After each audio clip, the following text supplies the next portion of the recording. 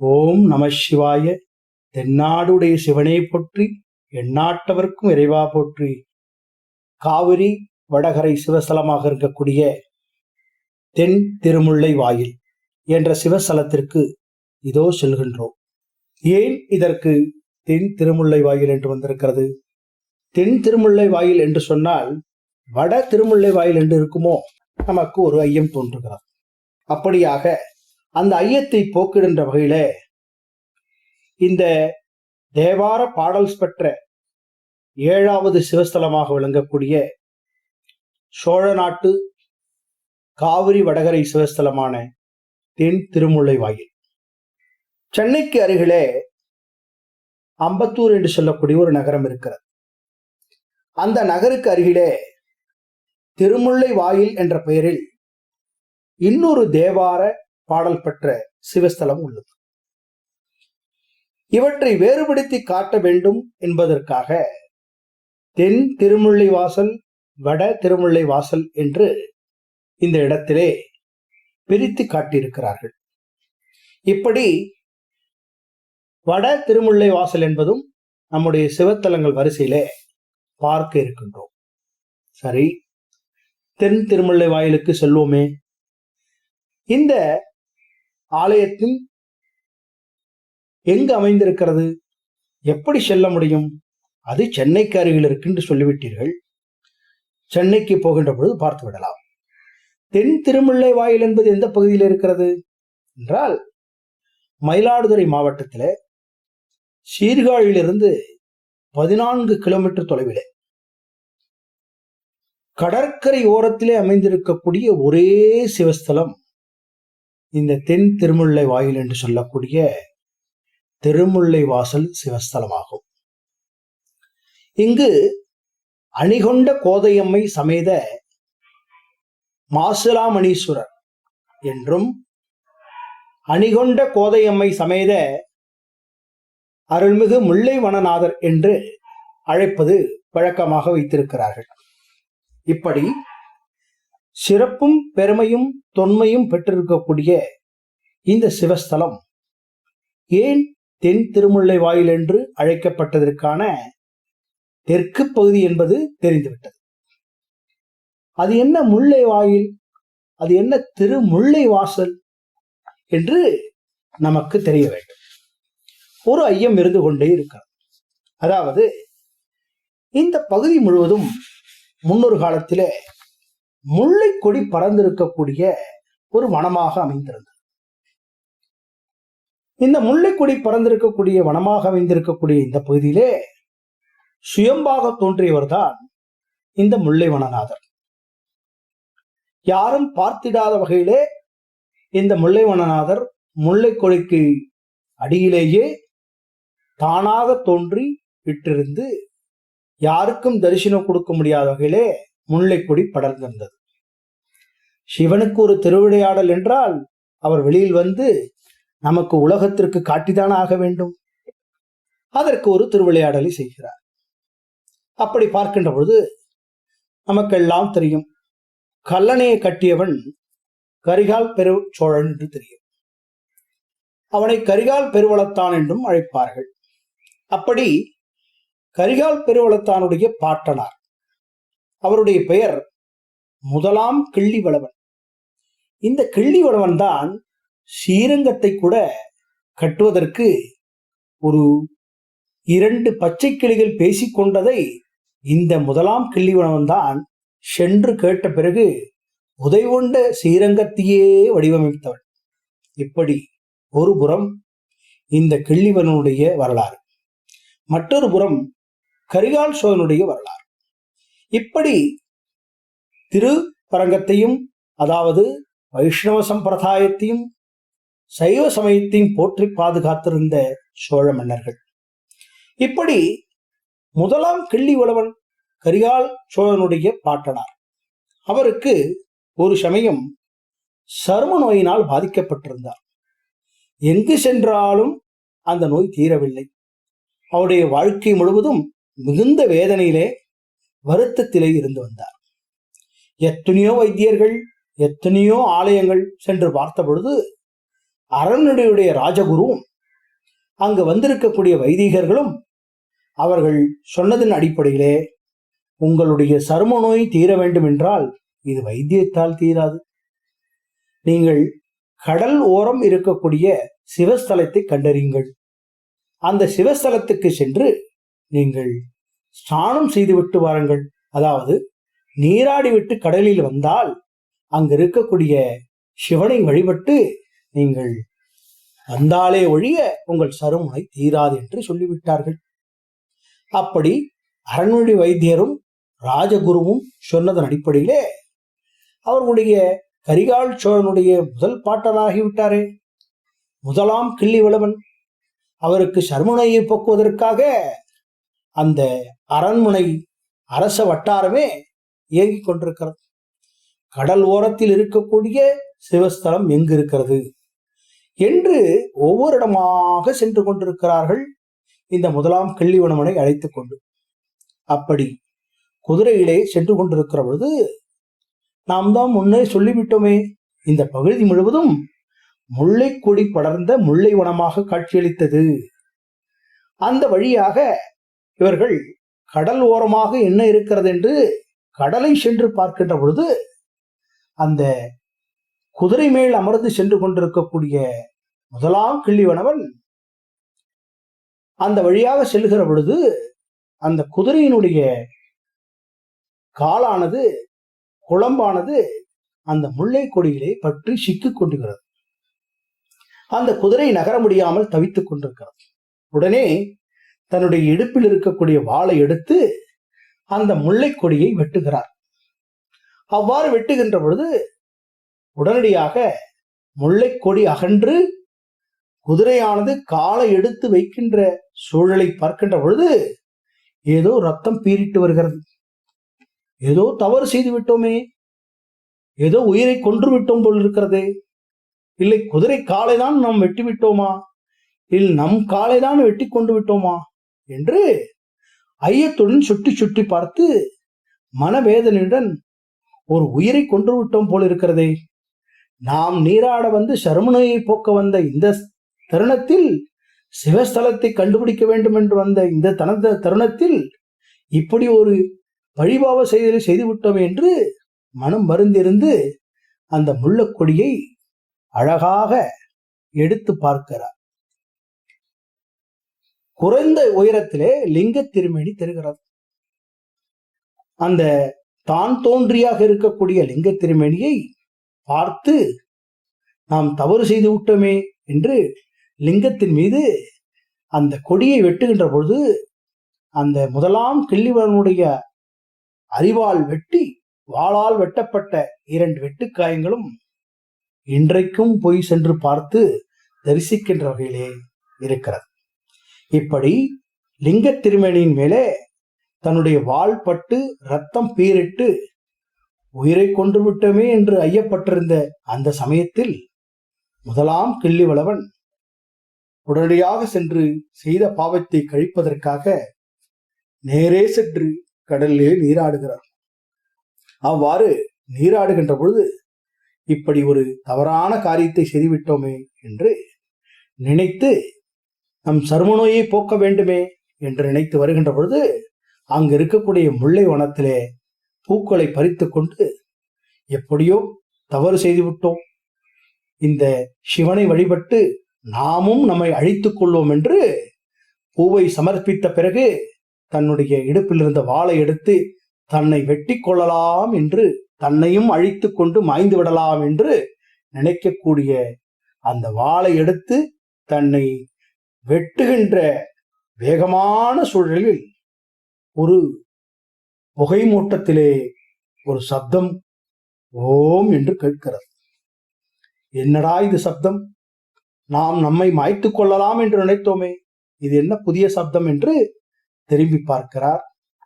பார்வதி பரமேஸ்வரன் அழகாக திருமண காட்சியோடு, கிள்ளிவளவா, நீ இன்னும் தவறு செய்யவில்லை, உன்னை ஏன் மாய்த்துக் கொள்ளுகிறாய், உன்னுடைய சரும நோய் தீர வேண்டும் என்று இந்த சிவஸ்தலத்திற்கு வந்து நீ வணங்க வேண்டும் என்று உன் அரண்மனை வைத்தியரை கூற வைத்ததே நான் தானே, என்னை உலகுக்கு வெளிக்காட்ட வேண்டும் என்பதற்காக இந்த முல்லைக்கொடியிலே படர்ந்திருந்தது நான் தானே தவறு செய்தேன், நீ எந்த தவறும் செய்யவில்லையே கிள்ளிவளவா என்று அவருடைய சர்ம நோயையும் போக்கி அவருக்கு வரமளித்து காட்சியளித்த சிவஸ்தலம்தான் திருமுல்லை வாயில் என்று சொல்லக்கூடிய 7வது சோழ நாட்டு சிவஸ்தலங்கள் வரிசையிலே காவிரி வடகரை ஸ்தலமாக இருக்கக்கூடிய 7வது சிவஸ்தலமாகும்.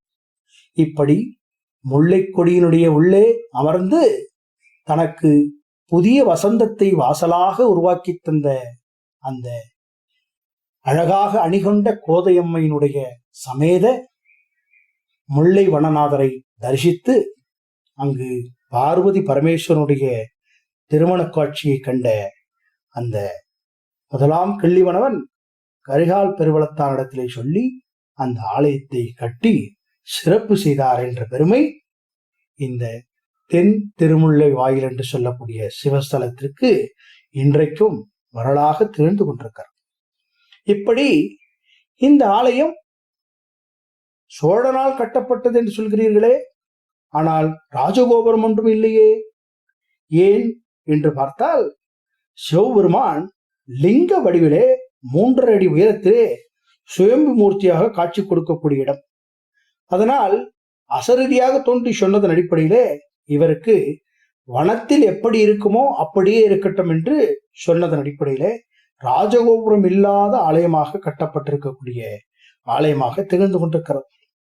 இப்படி இந்த சிவஸ்தலத்திலே இரவிலும் எல்லா சிவஸ்தலங்களிலும் இரவிலும் காலையிலும் பள்ளியறை பூஜை நடப்பது வழக்கம். ஆனால் இந்த தலத்தில் பள்ளியறையே கிடையாது. ஏன் புதிய சிறப்பாக அமைந்திருக்கிறது என்று பார்ப்போமானால் இந்த காரணத்தை அங்கு இருக்கக்கூடிய சிவாச்சாரியரிடத்திலே குருக்களிடத்திலே கற்கின்ற பொழுது அவர்கள் சொல்கிறார்கள், இங்கு சிவபெருமான் குருவாக தோன்றி மற்றொருவருக்கு அந்த சருமநோயை போக்கிய காரணத்தால் இந்த இடத்திற்கு பள்ளி அறை கிடையாது என்று சொல்கிறார்கள். இப்படி இந்த ஆலயத்திற்கு மேலும் ஒரு சிறப்பாக என்ன சொல்கிறார் என்றால், அம்பாளானவள், அதாவது அணிகொண்ட கோதையம்மையானவள் தான் பஞ்சாட்சர மந்திரத்தை வணங்க தெரிந்து கொள்ள வேண்டும், தான் உபதேசம் பெற வேண்டும் என்பதற்காக இந்த இடத்திலே தவம் செய்தாளாம். ஆக பஞ்சாட்சர மந்திரம் பற்றி அறிந்து கொள்ள அம்பாள் இங்கு வந்து முல்லை வனநாதரை வழிபட்டாளாம். இப்படி வழிபட்டதன் அடிப்படையிலே சிவபெருமான் குருவாக இருந்து அணிகொண்ட கோதையம்மையாக இருக்கக்கூடிய பார்வதி அம்மனுக்கு பஞ்சாட்சர மந்திரம் உபதேசித்த ஸ்தலம் சிவஸ்தலமாகும். இப்படி அம்பாளுக்கு சிவஞானம் கைவரப்பட்ட ஸ்தலம் என்பதால் இந்த இடத்தில் சிவனானவர் குருவாக இருப்பதால் பள்ளியறை கிடையாது. ஆக இந்த சிறப்பான விஷயத்தை தெரிந்து கொள்வதற்காக இந்த கதை இங்கு சொல்லப்பட்டிருக்கிறது. மேலும் என்ன இந்த சிவஸ்தலத்தினுடைய பெருமையாக சொல்கிறார்கள்? சூரிய கிரகணம், சந்திர கிரகணம், அமாவாசை காலங்கள் போன்ற நாட்களிலே இங்கு வந்து ஓம் நம சிவாய ஓம் நம சிவாய என்ற பஞ்சாட்சர மந்திரம் ஜபிக்க வேண்டுமாம். அப்படி ஜபித்தால் நமக்கு இந்த மந்திரத்தை ஜபிக்கின்ற பொழுது மறுபிறப்பில்லாமல் நமக்கு முக்தி கிடைத்து விடுமாம் என்றும் இந்த கோயிலுடைய ஐதீகமாக சொல்கிறார்கள். இப்படி ஜபிக்க முடியவில்லை, நான் சூரிய கிரகணத்தன்று வர முடியவில்லை, சந்திர கிரகணத்தன்று வர முடியவில்லை, அமாவாசை தினங்களிலே என்னால் வர இயல முடியவில்லை என்றால் நீங்கள் எப்பொழுதெல்லாம் சென்று அந்த தென் திருமுல்லை வாயிலுடைய சிவஸ்தலத்தை தரிசிக்கிறீர்களோ அன்று உங்களால் முடிந்தவரை ஓம் நமச்சிவாய ஓம் நமச்சிவாய என்று ஜபித்துக் கொண்டே வந்தால் நம்முடைய வாழ்க்கையிலே மறுபிறப்பில்லை, நமக்கு இனி பிறப்பில்லை என்று நாம் வேண்டிக் கொள்வர்கள் இந்த கால தருணத்திலே போய் சொன்னால் போதுமானது என்று அங்கு ஐதீகமாக சொல்கிறார்கள். மேலும் என்ன சிறப்பாக சொல்லப்படுகிறது? இந்த தலத்திலே வடமேற்கு திசையிலே ஒரு கிணறு ஒன்று உள்ளது. இந்த கிணற்றிலே கங்கையானவள் வாசம் செய்ததாக ஐதீகமாக சொல்லுகிறார்கள். இந்த மேலும் என்ன சொல்கிறார்கள்? அக்னி திசையிலே உள்ள பிரம்ம தீர்த்தத்தில் நீராடி சந்திரன் தனக்கு இருந்த நோயையும் போக்கிக் கொண்ட சிவஸ்தலமாக விளம்புவதாகவும் சொல்கிறார்கள். மேலும் சிறப்பாக வாமதேவர் என்பவருக்கு சுசாவி என்று சொல்லக்கூடிய மகள் இருந்தார். இந்த வாமதேவருடைய மகளான சுசாவியானவள் தன்னுடைய தந்தை இறந்ததும், அதாவது சுசாவியானுடைய தந்தை இறந்ததும் அவருடைய எலும்புகளை புண்ணிய தீர்த்தங்களிலே நாம் கரைப்பதை பலவற்றை பார்த்திருக்கிறோம். இப்படி கரைக்கின்ற பொழுது இந்த தலத்தினுடைய கடற்கரை தீர்த்தத்திலே அந்த சுசாவியானவள் எலும்புகளை சேர்க்கின்ற பொழுது அந்த எலும்புகள் அனைத்தும் இரத்தினக்கல்லாக மாறிவிட்டதாம். இரத்தினக்கல்லாக மாறியவுடன் தன் தந்தை இங்கே தந்தைக்கு பிதிர்க்கடன் ஆற்ற வேண்டும் என்பதற்காக இந்த இடத்தை அவர் தேர்வு செய்தாராம். இப்படி பிதிர்காரியத்திற்கும் சிறந்த ஒரு ஸ்தலமாக விளங்கக்கூடியதாக புத்திரதோஷம் நீங்குவதற்கும், பித்ருதோஷம் நீங்குவதற்கும், கிரகதோஷம் நீங்குவதற்கும் இந்த இடமானது சிறந்த ஸ்தலமாக விளங்குகிறது. இப்படி சிறப்பு மிக்க தீர்த்தம் இந்த தீர்த்தம் என்றும் அழைக்கிறார்கள். இந்த சிறப்பை கொண்டாடுகின்ற வகையில மாசி மகத்தன்று சிவபெருமான் தீர்த்தவாரி சிறப்பாக கொண்டாடப்படுகிற திருவிழா மிக விமர்சையாக இந்த ஆலயத்திலே நடைபெற்றுக் கொண்டிருக்கிறது. இங்கு இருக்கக்கூடிய விஷ்ணு தீர்த்தம் பிதிர்க்கடன் செய்ய சிறந்ததென்றும் ஐதீகமாக சொல்கிறார்கள். இப்படி சிறப்பும் பெருமையும் தொன்று தொட்டு வரக்கூடிய இந்த சிவஸ்தலமானது எப்படியெல்லாம் அழைக்கப்படுகிற மூலவராக திகழ்ந்து கொண்டிருக்கிறது என்றால், இந்த அருள்மிகு முல்லை வனநாதர் திருக்கோயிலிலே எழுந்தருளி இருக்கக்கூடிய மூலவர் அருள்மிகு முல்லை வனநாதர், மாசிலாமணீஸ்வரர், யூதிகா பரமேஸ்வரர் என்றெல்லாம் பக்தர்களாலும் அருளாளர்களாலும் அழைக்கப்பட்டு இன்றைக்கும் நாம் தரிசனம் செய்யக்கூடிய வகையிலே அழகாக எழுந்தருளி இருக்கக்கூடிய வகையிலே 3 அடி உயரத்திலே அந்த முதலாம் கிள்ளிவளவன் வாளால் 2 வெட்டு பெற்ற திருமேனியை அழகுற தரிசிக்க வகையிலே அமைந்திருக்கிறது. இங்கு எழுந்தருளி இருக்கக்கூடிய அம்பாளுடைய திருப்பெயர் அணிகொண்ட கோதையம்மை என்றும் சொல்கிறார்கள். மற்றொரு பெயராக சத்யானந்த சௌந்தரி என்றும் இவளை அழைக்கிறார்கள். இப்படி பெருமை வாய்ந்த இந்த சிவஸ்தலத்தினுடைய தலவிருட்சம் முல்லை செடி கொடி என்று சொல்கிறார்கள். இப்படி சிறப்பு பெற்றிருக்கக்கூடிய இந்த சிவஸ்தலத்தினுடைய தீர்த்தம் பிரம்ம சந்திர தீர்த்தங்களாக அழகாக விளங்குவதை நாம் காண முடிகிறது. இப்படி சிறப்பு வாய்ந்த இந்த சிவஸ்தலத்திற்கு பக்தர்களும் அருளாளர்களும் சென்று வணங்குவதால் என்னென்ன நற்பணங்கள், என்னென்ன பரிகாரங்கள் செய்வதற்கான ஸ்தலமாக அமைந்திருக்கிறது என்று பார்த்தால், இந்த சிவஸ்தலத்திற்கு வந்து வழிபடும் நாளிலும், சூரிய சந்திர கிரகணங்கள் அமாவாசை நாட்களிலும் இங்கு பஞ்சாட்சர மந்திரத்தை கூறினால் பல நன்மைகள் நம் வாழ்விலே கிடைப்பதை ஐதீகமாக குறிப்பிடுகிறார்கள். இந்த ஓம் நம சிவாய என்று சொல்லக்கூடிய பஞ்சாட்சர மந்திரம் அவ்வளவு பெருமை சேர்க்கக்கூடிய வகையிலே தென் திருமுல்லைவாயிலே சென்று சொல்பவர்களுக்கு உடனடி பலன்களை கொடுப்பதாகவும், அங்கு இருக்கக்கூடிய வந்து தரிசிக்கக்கூடியவர்கள் பயன்பெற்றவர்கள் சொல்வதை கேட்கின்ற பொழுது நாமும் இந்த தென் திருமுல்லைவாயிலே சென்று இந்த முக்கியமான தினங்களிலே, இல்லை என்றால் சென்று தரிசிக்கக்கூடிய காலங்களிலே இந்த பஞ்சாட்சர மந்திரத்தை சொல்ல வேண்டும் என்கிற ஆசை நமக்கு தோன்றுகிறது. இந்த திருத்தலமானது நிறைய பொதுமக்களுக்கும் அருளாளர்களுக்கும் மனக்குழப்பங்கள் இருந்துதான் இருக்கும். ஏதோ வியாபாரத்தில் மனக்குழப்பம், குடும்பத்தில் மனக்குழப்பம், மன அழுத்தங்கள், பணிகளிலே ஏற்படக்கூடிய மன அழுத்தம், இவற்றை போக்கக்கூடிய சிவஸ்தலமாக புனிதமாக விளங்குவதாக ஐதீகமாக குறிப்பிடுகிறார்கள். யாருக்கெல்லாம் திருமணமாகி அதாவது குழந்தை பாக்கியம் இல்லையோ அவர்கள் இந்த ஆலயத்திற்கு வந்து புத்திரதோஷ நிவாரண பூஜை செய்தால் அவர்களுக்கு புத்திர பாக்கியம் உண்டாகும் என்றும் சிறப்பாக சொல்கிறார்கள். பித்ருதோஷம் நீங்கக்கூடிய ஸ்தலமாகவும் அமைந்திருக்கக்கூடியது. அதை போன்று பிரம்மகத்தி தோஷம் நீக்கக்கூடிய ஸ்தலமாகவும் இந்த தென் திருமுல்லை வாசல் என்று சொல்லக்கூடிய சிவஸ்தலம் சிறப்பாக விளங்குவதை நாம் தெரிந்து கொள்ள முடிகிறது. இப்படி சிறப்பு பெற்ற இந்த சிவஸ்தலத்தை திருஞான சம்பந்தர் ஒரு பதிகம் பாடி அழகாக சிறப்பு சேர்த்திருக்கிறார். வடுகநாத தேசிகர் என்பவர் பாடியுள்ள ஸ்தல புராணம் இந்த கோயிலுடைய சிறப்பாக கருதப்படுகிறது.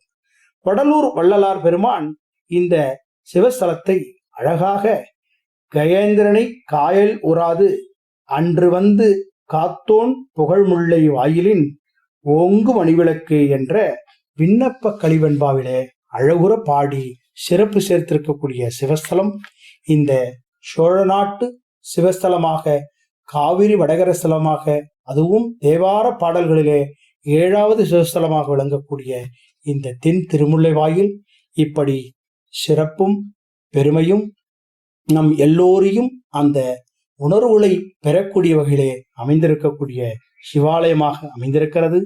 இப்படி ஒவ்வொரு சிவாலயமும் ஒவ்வொரு சிறப்பினை பெற்று நம்மை வந்து தரிசிக்கின்ற வகையிலே ஒவ்வொரு நாளும் அது சிறப்பு சேர்க்கின்ற வகையிலே அமைந்திருக்கிறது. இப்படி அழகும் பெருமையும் வாய்ந்த இந்த தென் திருமுல்லை வாயில் சிவஸ்தலத்தை நாம் சென்று தரிசிக்க வேண்டும் என்றுதான் ஆசை ஏற்படுகிறது. ஓம் நம சிவாய. தென்னாடுடைய சிவனே போற்றி, எந்நாட்டவர்க்கும் இறைவா போற்றி என்று நிறைவு செய்கின்றேன். நாளை 8வது சிவஸ்தலமாக விளங்கக்கூடிய அருள்மிகு சுந்தரேஸ்வரர் திருக்கோயில் என்று அழைக்கப்படுகிற சுந்தராம்பாள் அழகம்மை என்று சமேத அழைக்கப்படுகிற சுந்தரேஸ்வரர் ஆலயத்தை, அதாவது திருக்களிக்காமூர் அன்னப்பன் பேட்டை என்று சொல்லக்கூடிய சிவஸ்தலத்தை நாளை அழகுற தரிசிக்க இருக்கின்றோம் என்ற நல்ல செய்தியோடு நிறைவு செய்கின்றேன். வணக்கம். அடுத்ததாக இந்த கோவிலுக்குரிய பாடல் பதிகம் பாடுறதுக்கு நான் சதீஷ கூப்பிடுறேன்.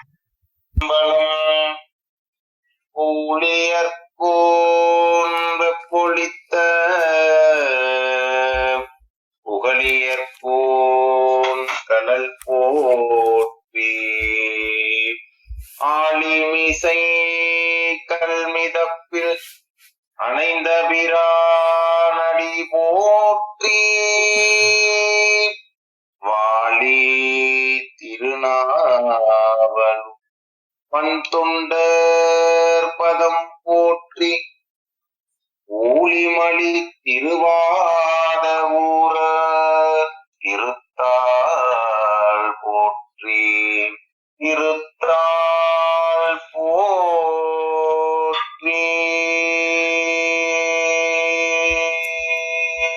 வேத நெறி தலை தோங்க மிகு செய்வ துறை விளங்க பூத பரம்பரை பொழிய புனிதவாய் மலர்ந்தழுத சீதவய வயற்புகழி திருஞான சம்பந்த பாதமல தலை கொண்டு திருத்தொண்டு பரவுவா திருத்தொண்டு பரவுவா திருத்தொண்டு பர